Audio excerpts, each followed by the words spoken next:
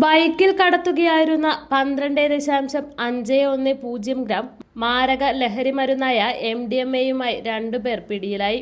ആലക്കോട് മറ്റപ്പള്ളി വീട്ടിൽ രവീന്ദ്രന്റെ മകൻ MK അദ്വൈത്, വെള്ളാട് പാറമുട്ടയിലെ ചുള്ളിയിൽ വീട്ടിൽ ജ്യോതിഷിന്റെ മകൻ അഖിൽ ജ്യോതിഷ് എന്നിവരെയാണ് SI G പ്രവീണും സംഘവും പിടികൂടിയത്.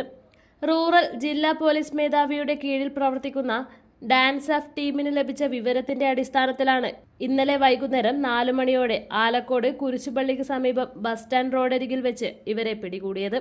വിൽപ്പനയ്ക്കായി സൂക്ഷിച്ച MDMA-യുമായാണ് പ്രതികൾ പിടിയിലായത്. പ്രതികൾ സഞ്ചരിച്ച ബൈക്കും 2 മൊബൈൽ ഫോണും പോലീസ് കസ്റ്റഡിയിലെടുത്തു.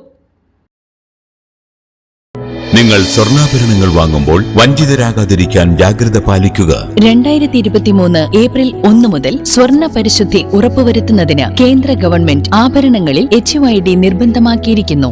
100% ആഭരണങ്ങളും HUID മുദ്ര ചെയ്ത മലയോര മേഖലയിലെ ഒരേയൊരു ജ്വല്ലറി പടിഞ്ഞാത്ത് ഗോൾഡൻ ഡയമണ്ട്സ്, ചെറുപുഴ, ആലക്കോട്, പാടിയൊട്ടിച്ചാൽ, ഹോൾസെയിൽ ഡിവിഷൻ തൃശൂർ.